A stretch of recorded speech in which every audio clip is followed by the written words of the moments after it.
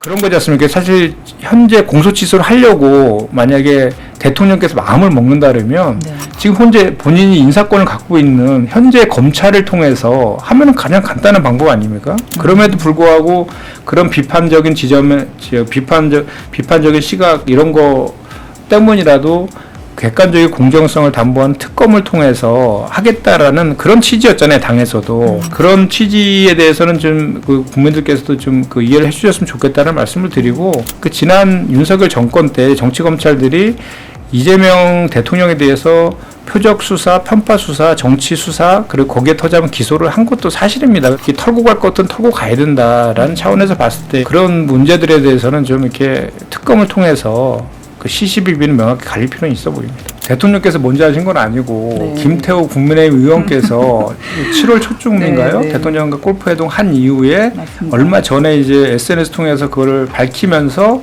이제 이게 공론화되기 시작한 거잖아요. 그러니까 이제 공론화되니까 대통령께서 명확하게 자기 입장을 네, 넥스를 통해서 네. 밝힌 건데, 사실 이 내용은 그 4년 연임 중임 이걸 포함한, 또 그리고 국회 권한을 강화하고 감사원의 관할권을 국회로 넘기겠다 그런 내용들도 있는 거고, 지방자치하고 기본권 강화하는 그런 내용이었고, 이 내용은 갑자기 뜬금없이 이재명 대통령이 말씀하신 게 아니라 공약이었어요. 대선 공약. 아, 그렇죠, 그렇죠. 네, 그리고 네, 2022년 그렇죠. 대선부터 네, 오래된 네. 공약이었고 본인의 소신이었습니다. 그래서 그런 차원에서 보면 아무 문제가 없는 것인데, 이걸 자꾸 국민의힘에서는 본인이 무슨 연임하려고 하는 거 아니냐, 네. 본인의 공소 취소를 위한 거 아니냐, 이런 식으로 자꾸 정치 쟁점화 시키면서 이렇게 정치 공사를 하다 보니까 이것이 이제 왜곡된 측면이 있는데, 그 내용적인 측면 보면은 대통령의 권한을 오히려 본인의 권한을 내려놓고 개헌을 한다라고 하면 본인의 임기를 1년 단축하겠다라고까지 하고 있는 거면 그런 진정성은 좀 봐주셨으면 좋겠다라는 거고요.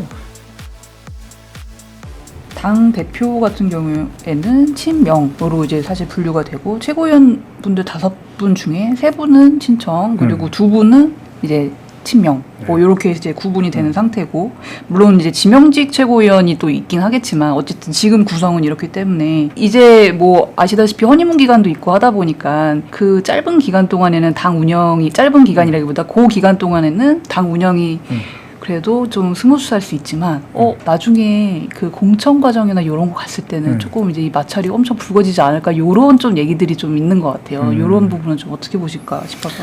근데 사실은 이제 이번에 전대가 정말 가열이 돼서 감정적인 선도 좀 건드리고 그래서 그 감정적인 걸 추스리는 데는 약간의 시간이 좀 필요하다고 보여져요.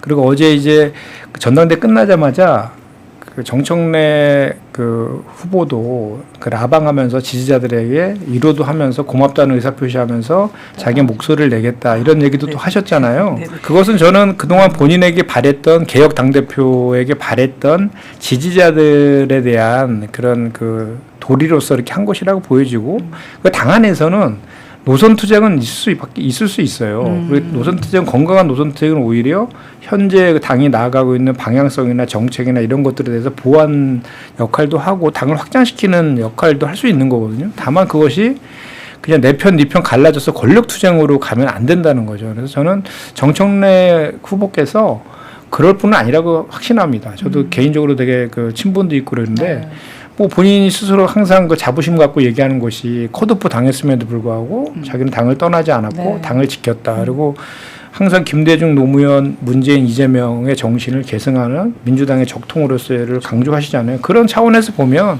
앞으로의 역할도 그렇게 맞춰서 할 것이라고 보고, 만약에 이후에 정말 그 뭐 보수나 뭐 국민의힘 쪽에서 원하듯 당의 균열과 갈등 요소로 이게 만약에 그런 것들이 작용된다고 하면 당원들께서 또 그거에 대해서 가만히 있지 않고 그것을 바로잡아 주실 거라고 저는 믿고요. 그리고 이제 그 뭐니 해도 지금 중요한 것은 지금 우리 그 국정 지지도가 역대 최저치로 떨어져 있잖아요. 많은 원인들이 있는데 지금 현안 문제들이 많아요. 특히 부동산 문제, 주식 문제, 뭐 등등 현안, 민생과 경제와 관련된 것들이 가장 그 국정 지지율이 낮아지는 가장 큰 원인 중에 하나예요. 그건 부인할 수 없거든요.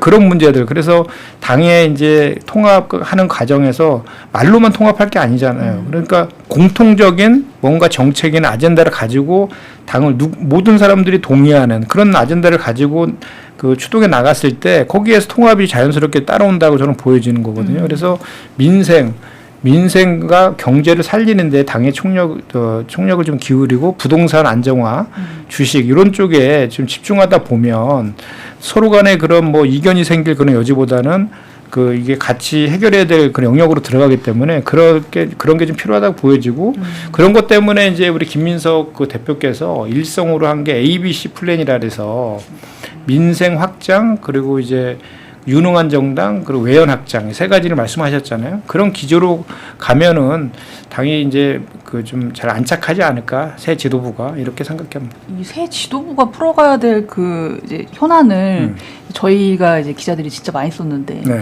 제1과제를 이제 통합으로 이제 잡았었고 네. 근데 이제 지금 의원님 말씀하시는 거 들어보니까 이런 그 민생이나 경제 부분을 가지고 가면서 그걸 갖고 가다 보면 이제 통합도 이제 잘 이루어질 거다. 그거를 네. 위해서 이제 목적을 위해서 하다 보면 그런 쪽으로 좀 이해를.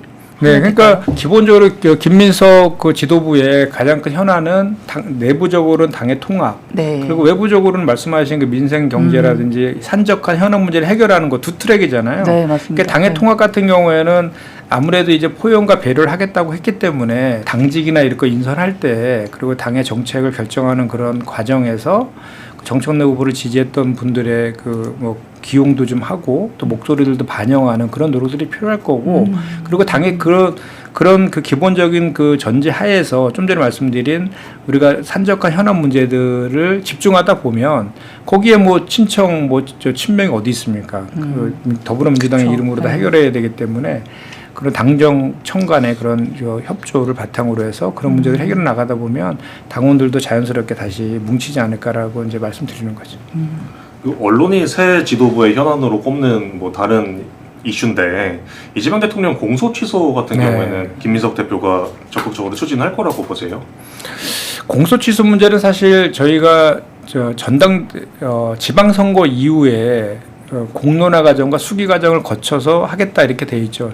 그 조작기소 특검법은 발의된 상태이지만 거기에 공소 취소를 넣을지 말지에 대한 그 논의를 하겠다 뭐 이런 거잖아요. 그래서 공소 취소는 사실은 이게 이제 특검을 해서 조작기소가 조작기소했다는 것이 확인이 되면 공소시효는 사실 따라오는 문제거든요. 그리고 검찰이 판단할 영역이기 때문에 그런 관점에서 좀 이렇게 뭐랄까요, 그 유연하게 그 저는 김민석 대표께서 처리하지 않을까 이렇게 생각이 듭니다. 그러니까 우선순위에서 이렇게 위에 있지는 않을 것이다. 우선순위라기보다는 그 조작기소 특검법의 내용에 공소취소 문제를 넣느냐 마느냐의 문제잖아요. 특검을 나중에 하냐 빨리 하냐 이 문제는 아닌 것 같고 공소취소의 내용을 넣느냐 안 넣느냐 가지고 지금 비판하는 거잖아요. 근데 그거에 대해서는 공소취소라는 문구를 넣느냐 안 넣느냐가 큰 의미가 있느냐라는 얘기를 제가 하는 거죠. 어차피 조작기소라는 게 확인이 되면 조작기소의 터잡은 기소는 잘못된 것이니까 그거에 대해서 취소할 수 있지 않겠습니까? 그리고 또 하나는 이 문제와 관련해서는 사실 그런 거지 않습니까? 사실 현재 공소 취소를 하려고 만약에 대통령께서 마음을 먹는다 그러면 네. 지금 현재 본인이 인사권을 갖고 있는 현재 검찰을 통해서 하면은 가장 간단한 방법 아닙니까? 그럼에도 불구하고 그런 비판적인 비판적인 시각 이런 거 때문이라도 객관적인 공정성을 담보한 특검을 통해서 하겠다라는 그런 취지였잖아요, 당에서도. 그러니까 그런 취지에 대해서는 좀 그 국민들께서도 좀 그 이해를 해주셨으면 좋겠다는 말씀을 드리고, 그리고 워낙 그 지난 윤석열 정권 때 정치 검찰들이 이재명 대통령에 대해서 표적 수사, 편파 수사, 정치 수사, 그리고 거기에 터잡은 기소를 한 것도 사실입니다. 그리고 그때 당시에 우리 그 국민들께서 한 60% 넘는 분들이 검찰 공화국이다라고 인식할 정도로 그런 게 폐해가 있었어요. 그게 결국은 국민 통합을 저해하는 거고 또 윤석열의 그런 불법 계엄 내란으로 그리고 파면으로 이어진 원인들로도 작용했던 거 아니겠습니까? 그래서 그런 문제들에 대해서는 이제는 좀 통합적인 통합을 위해서 국민 통합을 위해서라도 이렇게 털고 갈 것은 털고 가야 된다라는 차원에서 봤을 때 그런 문제들에 대해서는 좀 이렇게 특검을 통해서 그 시시비비는 명확히 가릴 필요는 있어 보입니다. 이제 공소 취소도 굉장히 좀 이제 핫 이슈였지만 최근에 또 이제 이거랑 조금 어떻게 보면 연관도 지어지기도 했고 야당 쪽에서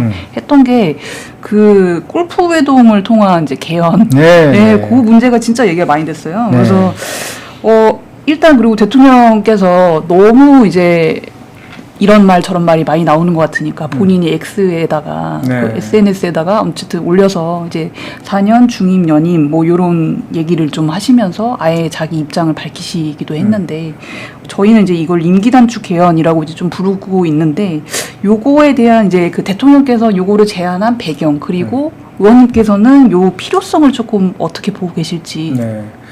일단 이 개헌 문제가 나온 것은 대통령께서 먼저 하신 건 아니고 네. 김태호 국민의힘 의원께서 7월 초쯤인가요? 네, 네. 대통령과 골프회동 한 이후에 맞습니다. 얼마 전에 이제 SNS 통해서 그걸 밝히면서 이제 이게 공론화되기 시작한 거잖아요. 그러니까 자꾸 공론화되니까 대통령께서 명확하게 자기 입장을 네, 렉터를 통해서 네. 밝힌 건데 사실 이 내용은 그 4년 연임 중임 이걸 포함한 또 그리고 국회 권한을 강화하고 감사원의 관할권을 국회로 넘기겠다 그런 내용들도 있는 거고 지방자치하고 기본권 강화하는 그런 내용이었고 이 내용은 갑자기 뜬금없이 이재명 대통령이 말씀하신 게 아니라 공약이었어요. 대선 공약. 아, 그렇죠, 그렇죠. 네, 그리고 네, 2022년 그렇죠. 대선부터의 네, 오래된 네. 공약이었고 본인의 소신이었습니다. 그래서 그런 차원에서 보면 아무 문제가 없는 것인데 이걸 자꾸 국민의힘에서는 본인이 무슨 연임하려고 하는 거 아니냐, 네. 본인의 공소 취소를 위한 거 아니냐 이런 식으로 자꾸 정치 쟁점화 시키면서 이렇게 정치 공사를 하다 보니까 이것이 지금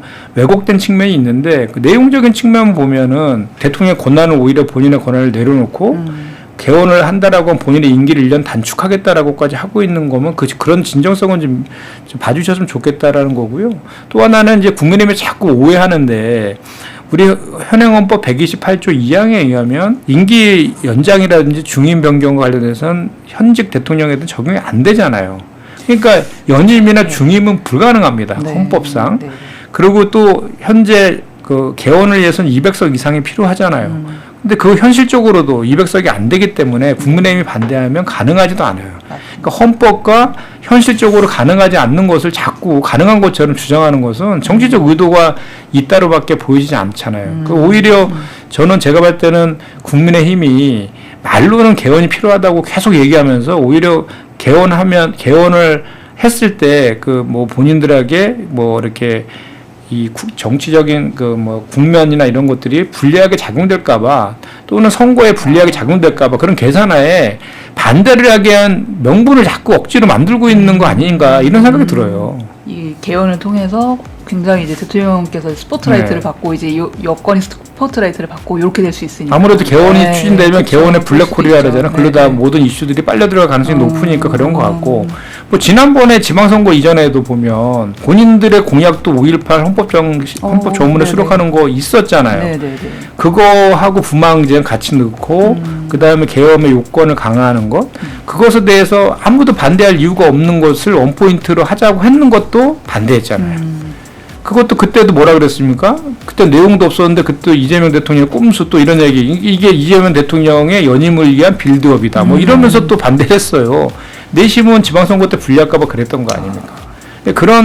그런 식의 그 시각을 갖고 있기 때문에 이 개헌 문제가 안 풀리는 겁니다. 그래서 전 지금이라도 이 개헌특위를 만들어야 되는 거죠. 여야 간에 개헌특위 만들어서 충분한 논의와 수기를 해서 합의되는 범위 안에서라도 좀 개헌을 했으면 좋겠어요. 그러니까 87 체제잖아요. 40년 됐었거든요.